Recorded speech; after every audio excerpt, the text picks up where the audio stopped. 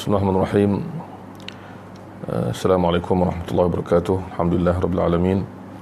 Wassalatu wassalamu ala sayyidil mursalin sayyidina wa nabiyina Muhammad wa ala alihi wa sahbihi ajma'in. Alhamdulillah kita dapat bertemu dan menyambung pengajian huraian kitab Al-Adabul Mufrad Imam Al-Bukhari rahimahullah. Dan kitab ini antara kitab yang masyhur sama berzaman, mengumpulkan hadis-hadis yang berkaitan dengan adab. Dan pada malam ini insya-Allah kita dalam siri yang ke-7 pada malam ini, dan kita sambung pada hadis ke-54, masih lagi dalam bab ke-27, hadis ke-54, iaitu kata Imam Al-Bukhari rahimahullah, haddatsana Musa bin Ismail qala haddatsana Abu Awanata عن عثمان بن المغيرة عن أبي العنبس أنه قال دخلت على عبد الله بن عمرو في الوهد. Abdullah bin Amr ialah sahabat Nabi, anak kepada Amr bin As. Jadi di sini salah seorang murid dia mendengar Abdullah bin Amr menceritakan tentang hadis Nabi SAW ketika dia berada di Wahad. Wahad ni adalah satu kebun, ladang yang luas, milik Abdullah bin Amr,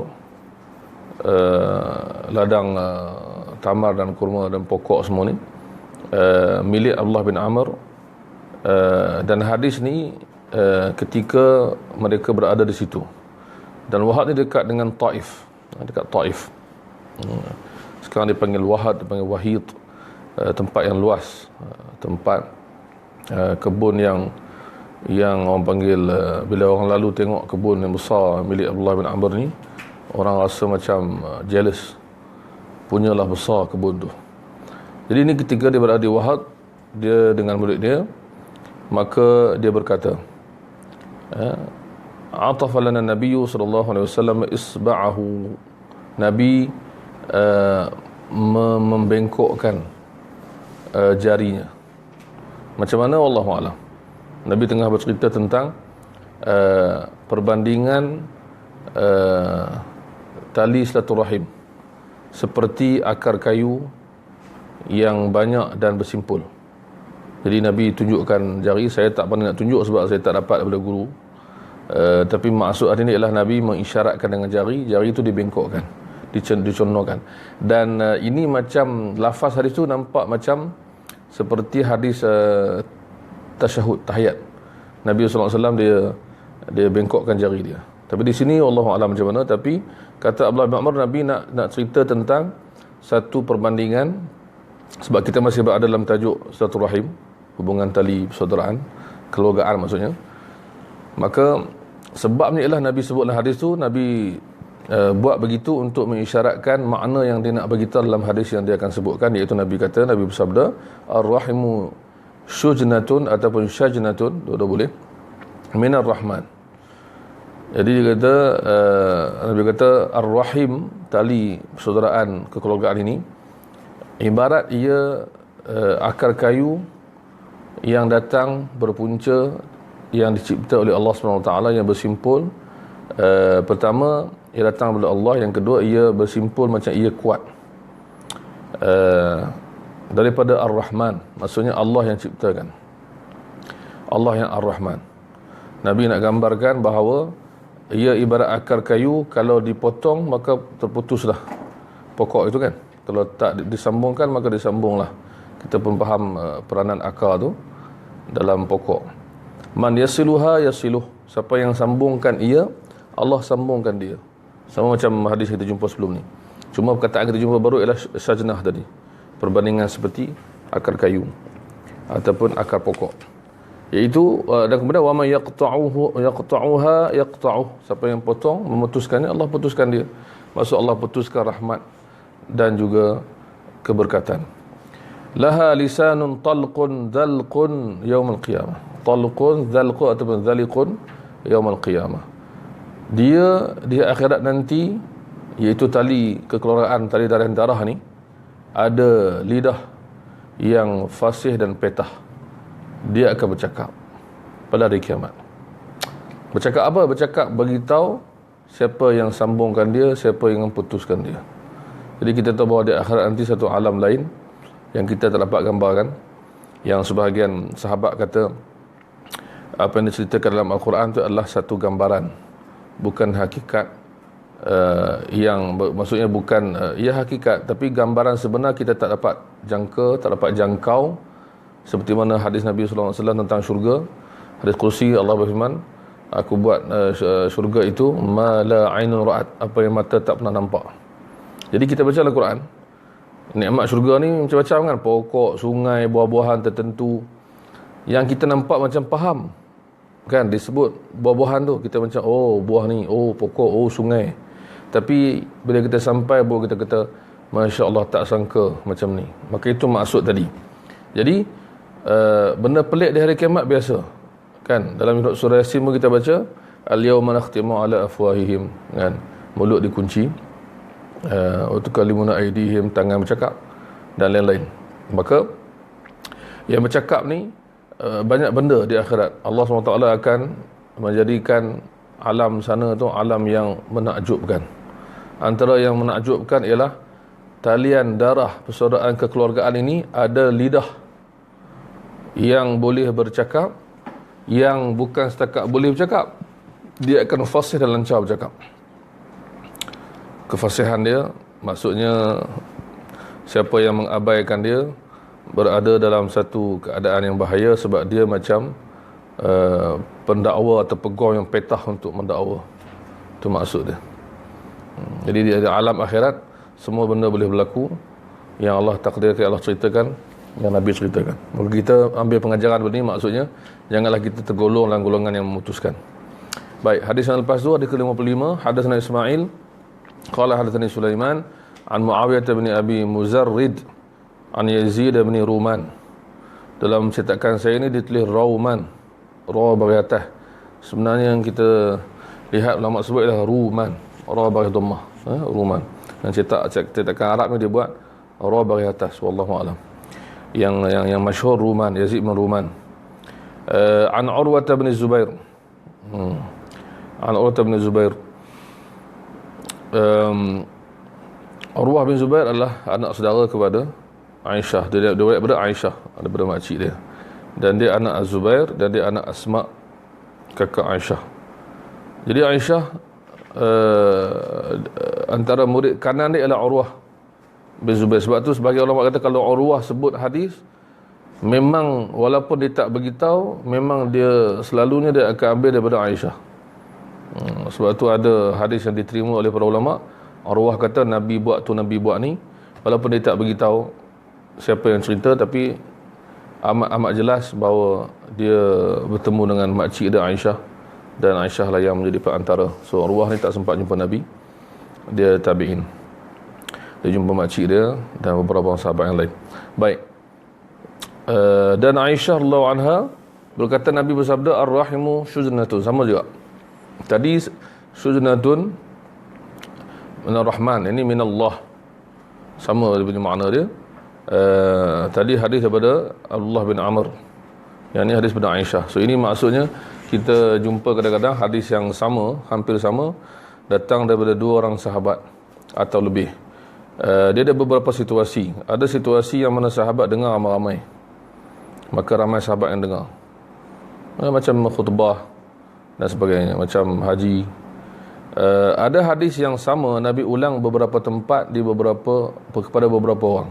Ini contoh dia kan. Jadi bermakna kita panggil kepelbagaian hadis di banyak tempat Nabi ulang, di banyak tempat pada banyak sahabat. Jadi ini kita panggil antara sebab sahabat tu hafal dan ingat hadis. Termasuk aspek lain yang kita pernah huraikan. Dan insya-Allah nanti kita demi center kita akan buat bengkel asas hadis. Jadi kita akan ceritakan bagaimana di antara kritikan orientalis terhadap para sahabat adalah macam mana sahabat boleh hafal hadis. So kita akan jawab dengan apa yang dijawab oleh para ulama daripada pelbagai sudut yang membuktikan dengan jelas memang sahabat hafal hadis.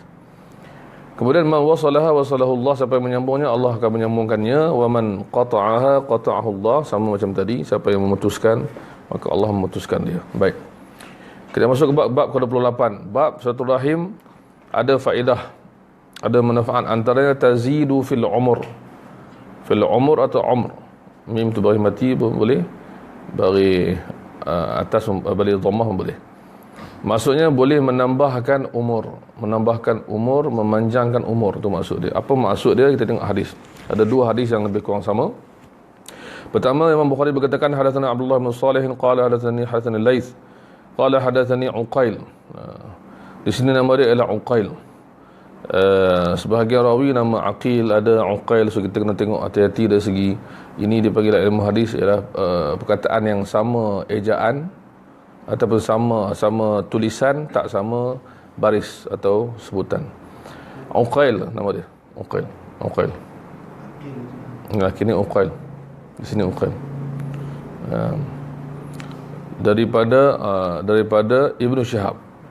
Jadi Ibnu Syihab terkenal lah, kita dah sebut dalam kelas yang lepas. Dia berkata akhbarani Anas bin Malik, sahabat yang terkenal, khadam Nabi yang amat masyhur, yang umur dia panjang, Nabi doakan dia. Dan yang menarik itu, Anas bin Malik meninggal pada tahun Imam Malik lahir. Kan nama dia dekat-dekat, Anas bin Malik bin Anas. Ayah Imam Malik pun nama Anas bin Malik. Tapi ini Anas bin Malik sahabat lah. Jadi orang panggil keberkatan Imam Malik itu muncul, lahirnya orang boleh patah tumbuh, hilang berganti, lahirnya matinya ulama, lahirnya ulama. Macam Imam Syafi'i lahir pada tahun kematian Imam Abu Hanifah kan 150 Hijrah. Sebahagian orang mengatakan pada hari yang sama, wallahu alam. Sebagai ulama kata pada hari yang sama Imam Abu Hanifah meninggal, Imam Syafi'i lahir pada hari tersebut, wallahu alam. Tentulah bagi Allah SWT menggantikan. Baik. Anas bin Malik kata Nabi bersabda, man ahabba an yubsata lahu fi rizqih, siapa yang inginkan, yang suka, yang inginkan. Lafaz yang kedua lebih kurang sama, man sarrahu, sama yang siapa yang menggembirakan dia, siapa yang menyukakan, siapa yang suka, dibentangkan, dibuka, diluaskan rezeki dia. Itu satu, rezeki bertambah. Yang kedua, wa an yunsa'alahu fi atharih, dan dipanjangkan umurnya. Athar, tinggalan. Kata ulama, kenapa athar ni maksud ni ada kaitan dengan umur? Maksud athar ni kesan. Dia dah mati ada kesan. Tinggalan. Maknanya dia dikenang. Di dalam lafaz hadis yang kedua, athari ada sebahagian cerita pasal a'mar ataupun umur. So semuanya ada makna tersendiri yang saling menguatkan. Kita akan lihat. Fal yasil rahimah, hendaklah dia menyambungkan talian persaudaraan satu rahim. Kita ambil hadis yang kedua.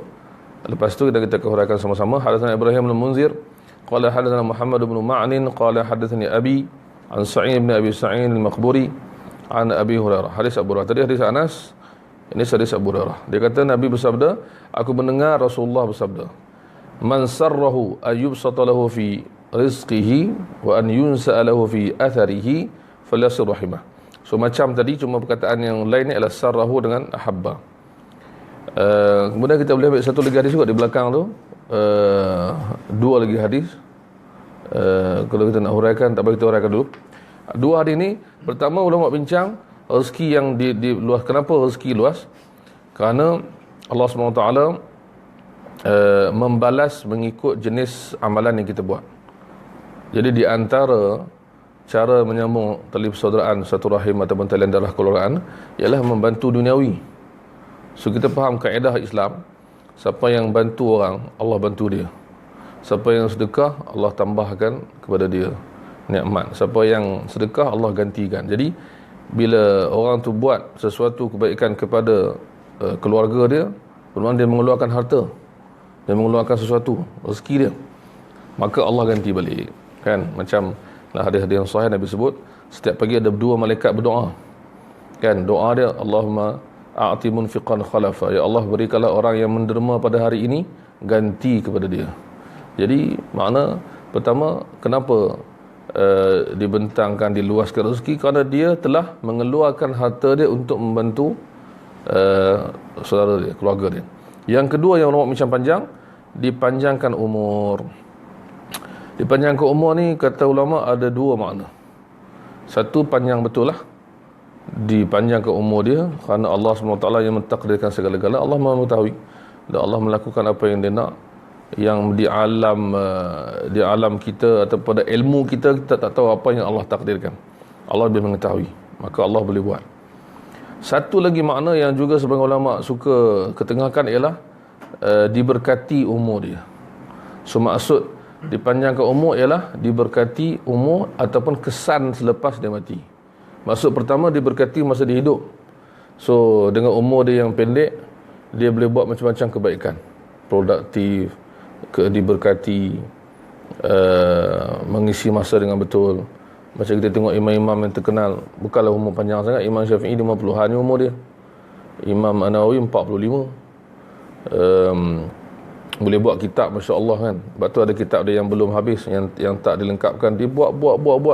Kata ulama, dia pernah, kata Imam Nawawi pernah menulis buku sampai tangan dia krem. Zaman dulu kan celup dakwat tulis kan. Zaman dulu orang kalau nak tulis, boleh beli pen satu buah poket ni, tak boleh. Dia kena bawa dakwat, dia kena bawa pen, dia kena bawa buku besar. So sebab tu Imam Ahmad ada orang kata kat dia kan, ada orang kata dia sampai bila nak menuntut ilmu wahai imam. Lepas tu dia kata apa, ma'al mahbarah ilal maqbarah. Mahbarah ni dakwat, maqbarah kubur. Aku akan sentiasa bawa benda ni sampai kubur. Maksud aku akan tuntut ilmu sampai mati. So bila kita lihat di sini, keberkatan seseorang tu ialah, kata ulama, bila masa dia yang pendek, dia boleh buat macam-macam benda yang tak terfikir oleh dia dari segi kebaikan kan. Tak kira lah orang tu dari segi ilmu ke, dari segi ibadah ke, dari segi kebajikan pada orang ke. Kita tengok dia ni aktiviti dia banyak. Jadi kita kena sentiasa menyambungkan hubungan rahim. Antara balasan Allah bagi kepada kita ialah Allah berkati apa yang kita ada. So bila Allah berkati apa yang kita ada, dipanggil, kalau panggil kita, Allah menjadikan waktu kita dihabiskan dengan benda yang baik. Itu maksudnya ya, dihabiskan benda yang baik. Dan juga benda yang luar kontrol kita ibarat dalam kontrol kita. Itu kata ulama. Jadi Allah bantu kita dalam banyak benda yang kita tak sempat nak buat, tapi dapat buat, alhamdulillah. Kemudian itu masa hidup, diberkati masa hidup. Yang kedua, diberkati selepas mati. Kita tengok macam mana kita kenal orang-orang soleh, sama ada dia ulama atau bukan ulama, dia disebut-sebut. Orang ni bagus, orang ni buat tu, orang ni buat ni. Sampai imam kita ni yang buat kita adab mufrad. Dan yang paling besar adalah Nabi lah sallallahu alaihi wasallam, yang orang sebut setiap masa. Dan Rasulullah tu adalah contoh macam mana orang yang betul-betul proaktif kan, produktif dan proaktif, yang disebut oleh pakar-pakar motivasi itu, itulah Nabi sallallahu alaihi wasallam. Setiap masa dia ada je. Sebab tu dalam Quran kita dapat gambaran macam mana Nabi ni diatur oleh Allah SWT, iaitu ayat surah Alam Nashrah. Di hujung surah Nabi Allah sebut fa idza faraghta fansab. Bila kamu selesai satu benda, bangunlah buat benda yang lain, kata Allah. Maksudnya dia ongoing proses, dia kan on the go marathon. Dia tak ada nak rehat-rehat kan. Wa ila rabbika farghab, pada Allah akan meminta segala balasan dan doa dan harapan. Jadi kita nak macam tu, kita nak buat satu benda, dia punya kesan dia ialah diberkati hidup kita dan diberkati mati kita dan selepas kita mati. Itu maksud. Baik, itu hadis dia. Kemudian bab 29 yang lebih kurang sama. Ada hadis yang lafaz dia berlain sikit, tapi alhamdulillah satu lagi manfaat untuk orang yang menyambungkan hubungan kekeluargaan. Ini manfaat ni memang kita boleh fikir secara logik, tapi Nabi beritahu dan kita diambil daripada kata-kata Ibnu Umar. Dan kata ulama, kata-kata Ibnu Umar ni maksudnya diambil daripada Nabi sallallahu alaihi wasallam, sebab ini adalah sebahagian daripada benda yang manusia tak tahu, Nabi jangan tahu. Tapi lafaz dia adalah berasal Ibnu Umar. Kata Imam Bukhari, bab man wasala rahimahu ahabbahu Allah.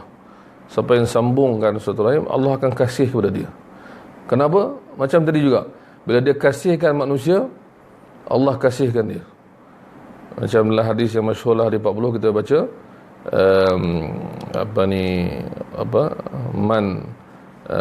man nafasa an mu'minin kurbatan min kurabi dunya, siapa yang tolong selesaikan masalah dunia seseorang, nafasallahu an kurbatan min kurabil yaumil qiyamah, Allah ganti, Allah ringankan masalah dia di akhirat. Kemudian wallahu fi aunil abdi, Allah akan sentiasa bantu hamba itu, maka al-abdu fi auni akhi, selama mana hamba tu bantu orang saudara dia. So dia balasan dia macam tu dalam hidup kita, kan? Balasan daripada Allah lah. Baik. Kata Ibnu Umar, ada berkata Imam Bukhari, hadatsana Muhammad bin Katsir qala akhbarana Sufyan an Abi Ishaq. Abi Ishaq ni As-Sabi'i. Abi Ishaq ni antara qari tabi'in yang terkenal, dan antara yang menarik yang saya ingat kisah dia harap betul lah, yang saya maklumat yang saya ingat ni, dia semayang sunat qiyamul lail ni 100 rakaat lebih. Kemudian dia beritahu dekat murid dia, ini semua sebab aku sakit gitu. Jadi bila dia sihat, dia buat 300 kali 200 lebih, 300 lebih.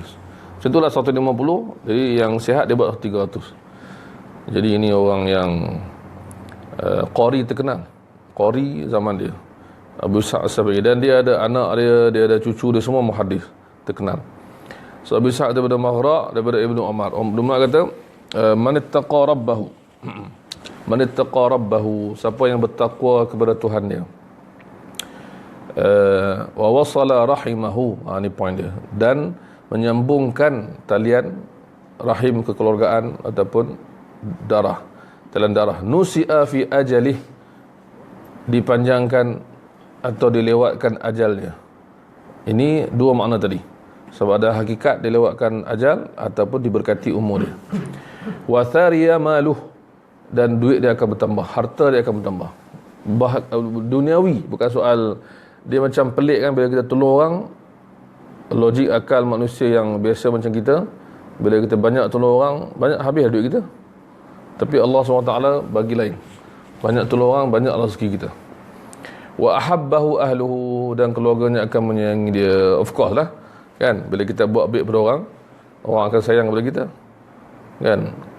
Kata penyair, ahsin ila nasi tasta'bid qulubahum, kan, maksud kamu ahsin ila nas, buatlah baik kepada manusia, tasta'bid qulubahum, kamu akan menguasai hati dia, memperhambakan hati dia. Jadi kita tak mampu, duit tak mampu untuk bagi semua orang, tapi bila kita buat baik kepada orang, kita mampu menguasai semua orang. Termasuklah harta kita, kalau kita ada duit, kebaikan kita, tenaga kita, akal kita, idea kita, atau kebaikan akhlak kita. Jadi orang akan sayang kepada kita, normal. Itu kebaikan dia. Ada yang bawah tu bersama juga, cuma daripada guru Imam Bukhari yang lain, hadatsana Abu Nuaim, kata Imam Bukhari, qala hadatsana Yunus bin Abi Ishaq. Yunus bin Ishaq ni adalah cucu Abu Ishaq tadi. Cucu Abu Ishaq tadi yang atas tu, Abu Ishaq tadi. So Yunus ni cucu dia. Ya, Yunus ada anak dia, tak maaf, anak dia Yunus, cucu dia Israel. Ada So Yunus ni anak Abu Ishaq. Antara yang lebih popular ialah Israel, cucu Abu Ishaq, anak Yunus. So Yunus ni of course dia ambil pada ayah dia lah. Dia kata di sini dia kata dia ambil pada Maghraq terus, iaitu Maghraq tadi. Berkata Ibnu Umar, man ittaqa rabbahu wa wasala rahimahu unsi'a. Tadi nusi'a ni sama juga, unsi'a dipanjangkan umur, siapa yang bertakwa kepada Allah dan menyambung satu rahim, Allah lewatkan, panjangkan umurnya. Wa thara maluhu wa thariya maluhu, dan juga hartanya bertambah. Wa ahabbahu ahluhu, dan keluarganya kasih kepada dia. Kasih kepada dia. Jadi dia ada kaitan dengan kita bila dikaitkan oleh Ibnu Umar, siapa bertakwa dan dihubungkan silaturahim. So dia ada, orang panggil apa, kalau tak kerana iman, kita tak buat baik kepada orang. So kita fikir balik. So setengah orang kata, aku tolong dia buat apa, aku dapat apa? Jadi dia tak kaitkan dengan iman, dia hanya kaitkan dengan duniawi, kan. So kita sentiasa kaitkan dengan iman, maksudnya macam mana pun.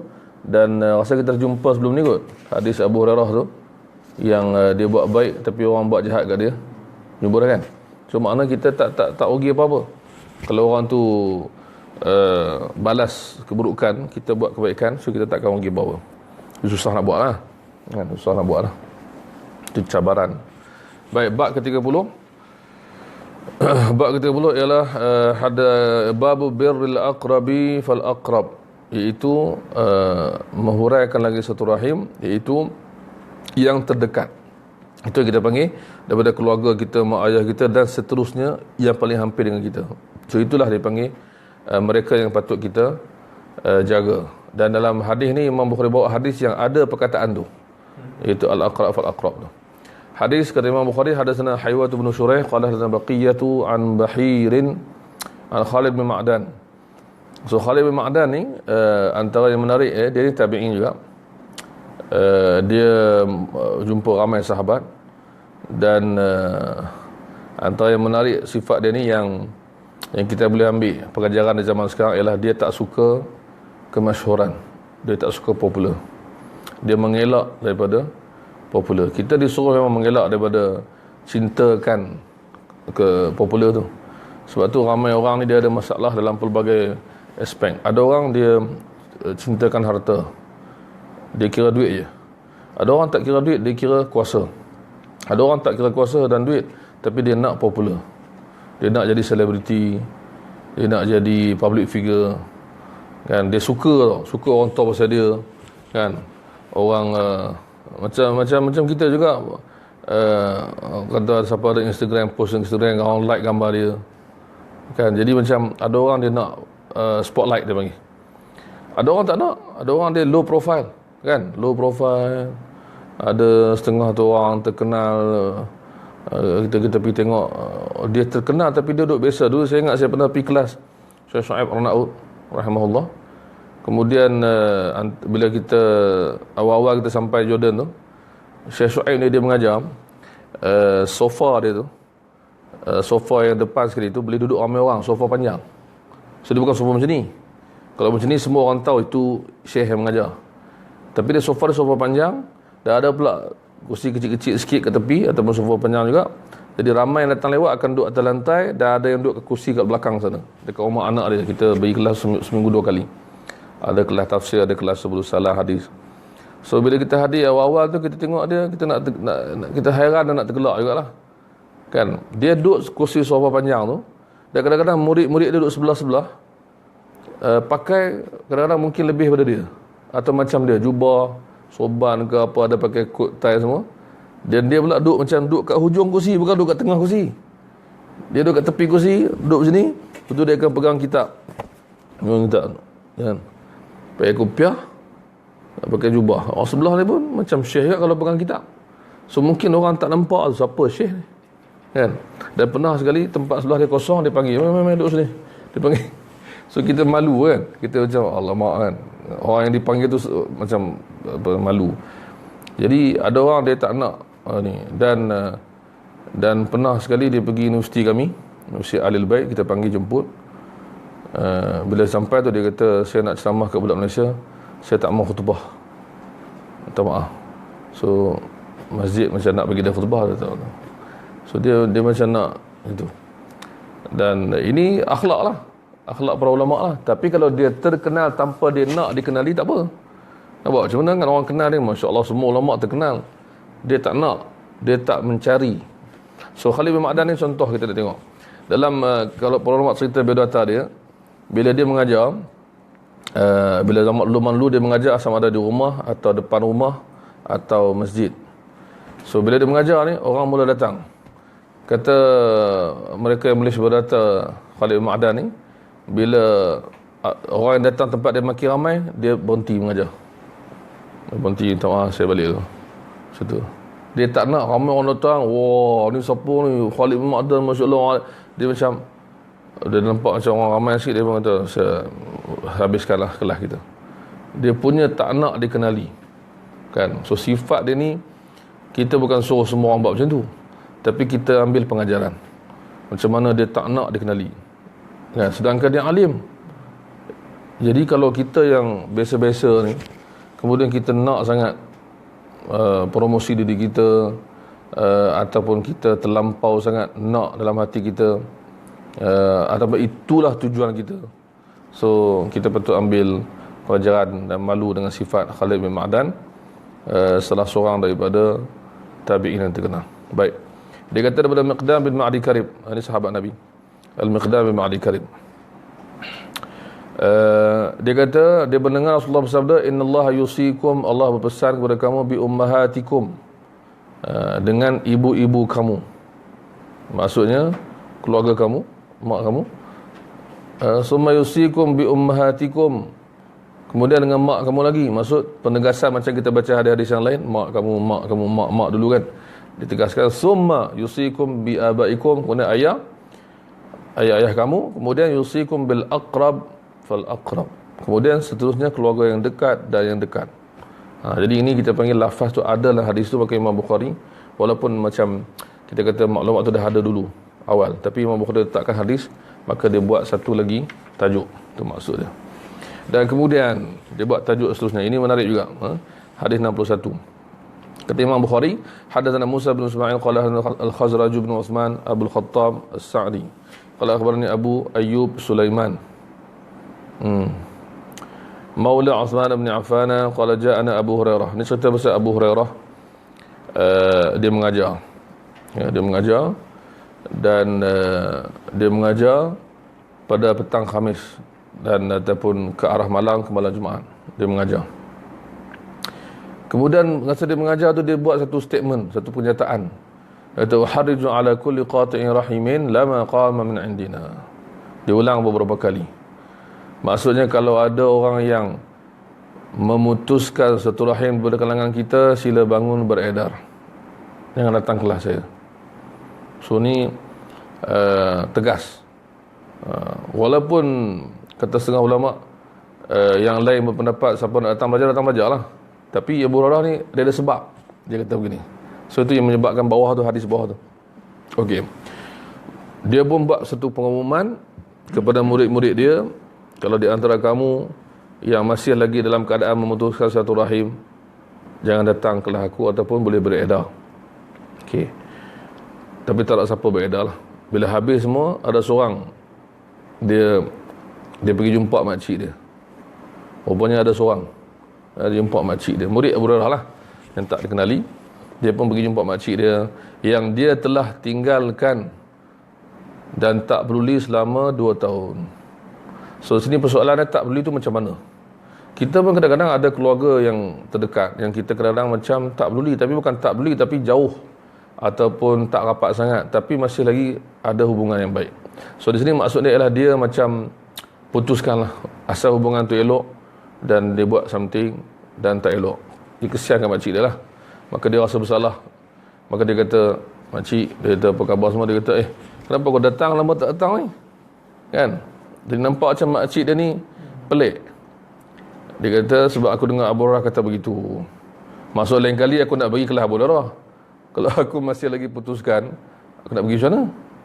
Maka makcik dia kata pula, cuba aku pergi tanya Abu Hurairah tu, guru engkau, kenapa dia cakap macam tu? Dia pun pelik, makcik dia ni. Makcik dia pelik, kenapa Abu Hurairah cakap macam tu? Kita pun pelik kan, kalau kata macam ada orang cakap macam tu dalam kelas kan.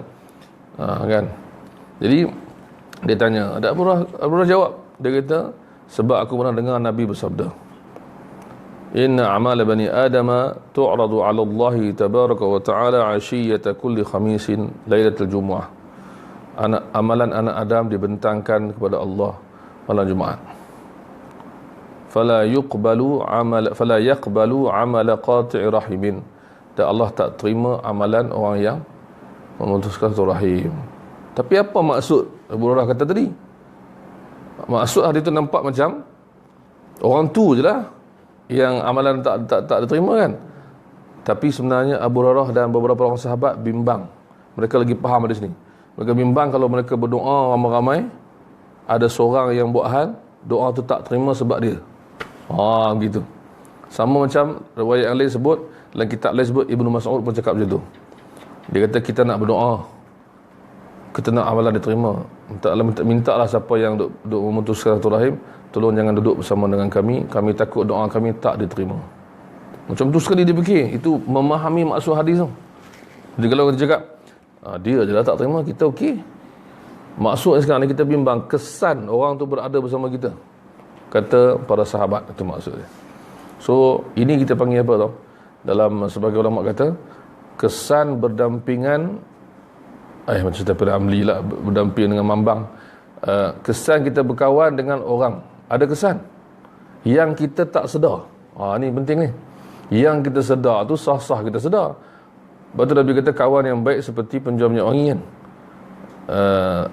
Sama ada kita dapat minyak wangi atau kita dapat wangian sebab dia wangi, kita duduk sebelah dia wangi sama. Itu secara zahir yang kita faham. Nabi nak cerita gambaran orang yang kawan dengan orang yang buruk, akhlak dia akan berjangkit seperti orang yang kita kawan dengan tukang besi, sama ada kena api atau asap dan lain-lain. Tapi satu benda yang kadang-kadang orang tak sebut ialah kesan keberkatan. Bila kita kawan dengan orang baik, keberkatan tu datang kepada kita.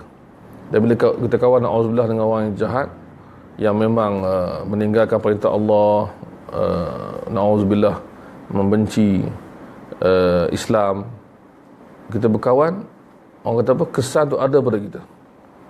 Itu maksud dia. Begini bukan maksud tak boleh kawan, tapi kita bagi macam mana, macam kita bersahabat terlalu rapat dengan orang yang tak taat kepada Allah dari segi benda yang besar, dibimbangi, terkesan kepada kita. So itu benda yang kita bagi keberkatan.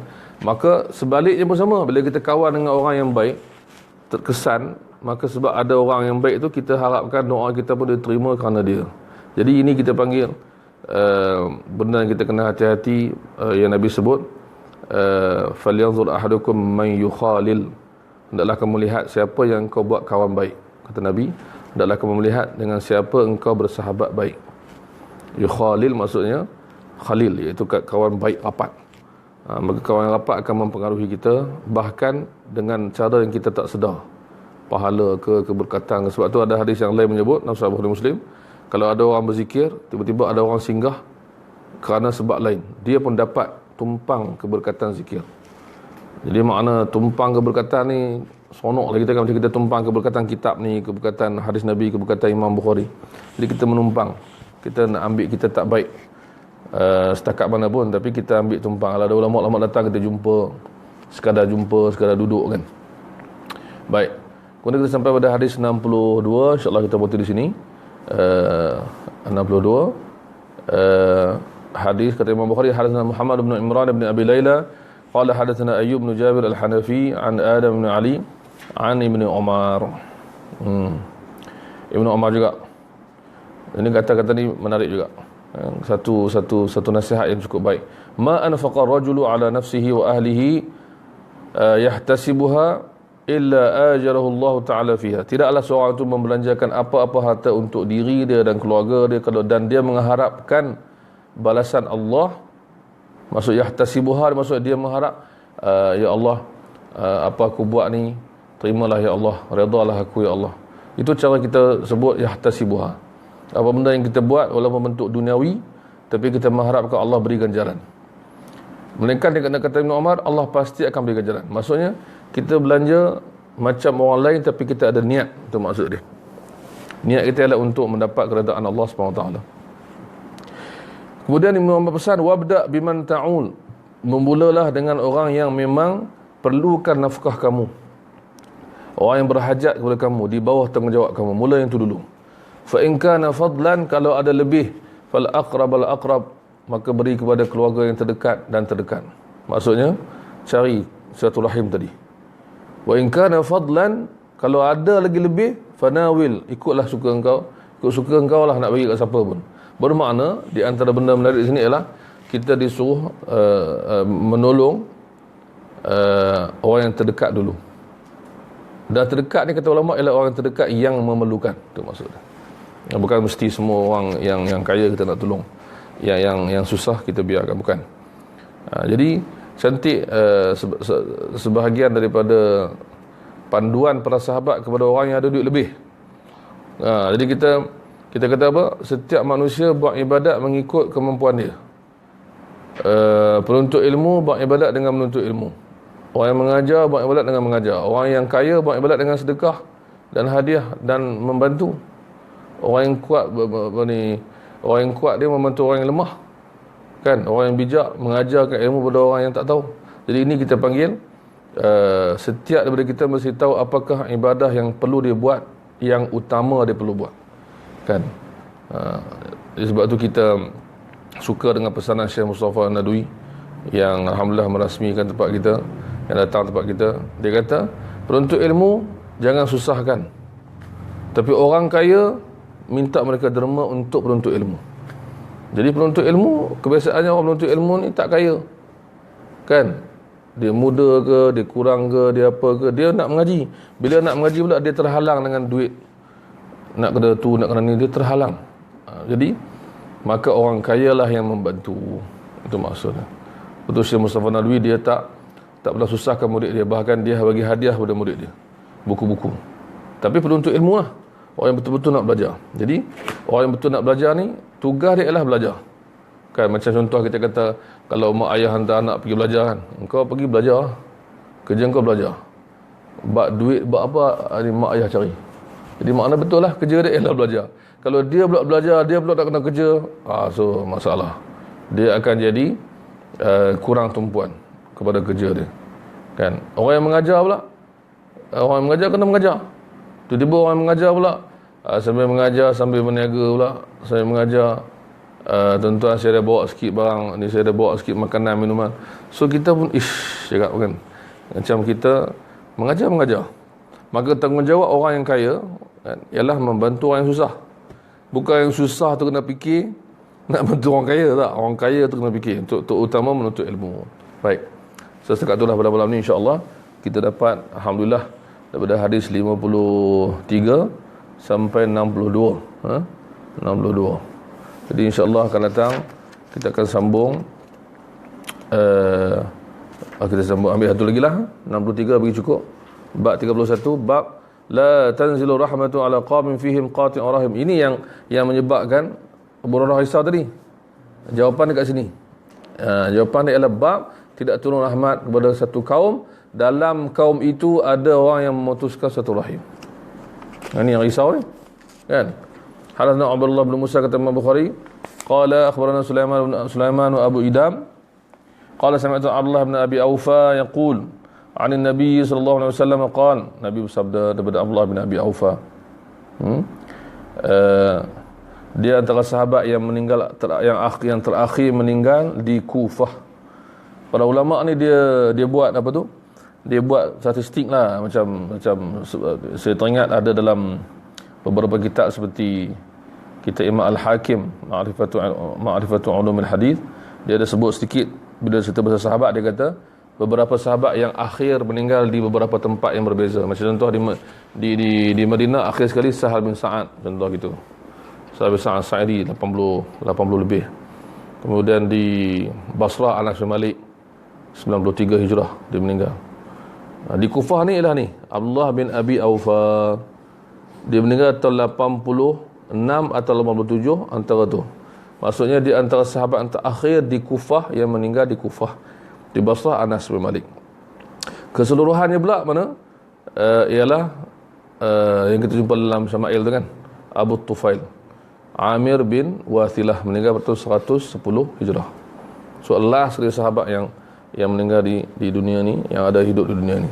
Ini maklumat yang menarik, iaitu Abdullah bin Abi Aufa. Dia kata Nabi bersabda, innar rahmata, sungguhnya rahmat. Ni kita pada rahmat sini. Rahmat tak turun. La tanzilu, tidak turun ala qaumin, maksud rahmat yang khas, yang tambahan. Jadi kalau orang tu buat baik, ada kebaikan pahala semua, tapi rahmat yang kita panggil apa, yang patut dapat kepada orang tu, kaum tu, tapi tak sampai. Kerana apa? Qaumin fihim qati'ur rahimin, satu kaum golongan yang ada padanya orang yang memutuskan satu rahim. Jadi kadang-kadang kita jumpa banyak hadis yang cakap rahmat tak masuk, malaikat tak masuk, rahmat tak datang. Ini maksudnya ialah malaikat rahmat yang bawa rahmat ni, maksudnya bukan maksud dia langsung tak ada kebaikan kan, tapi maksudnya dia sepatut dapat lebih lagi, dia kurang. Itu maksud. Sepatutnya dapat lebih, dia kurang. Kalau macam kita kata, bila kita naik kenderaan, kita baca doa. Bila kita masuk tempat tu, kita baca doa. Dia tambah keberkatan, tambah rahmat, tambah. Bila orang tu tak baca, kurang dan kurang dan kurang. Jadi ini kita panggil kesan. Sebab itulah tadi Abu Hurairah dan juga Ibnu Mas'ud dalam kitab yang lain menyatakan, mereka kalau boleh janganlah ada dengan kami ketika kami berdoa adanya orang yang memutus rahim, dibimbangi, risau, takut tak diterima. Itu maksudnya. Maka sahabat amat bimbang soal ibadah tak diterima ataupun ibadah kurang pahala. Baik, InsyaAllah kita akan sambung. Kita malam ni berhenti pada hari 63, dan kita akan sambung bab 32 hadis 64 dalam siri yang ke-8 huraian adab mufrad, insya-Allah. Wallahu a'lam. Terima kasih kepada yang mengikuti. Kita akhiri dengan tasbih kafarah dan surah Al-Asr. Subhanakallahumma wa bihamdika asyhadu an la ilaha illa anta astaghfiruka wa atubu ilaik. Bismillahirrahmanirrahim. Assalamualaikum warahmatullahi wabarakatuh.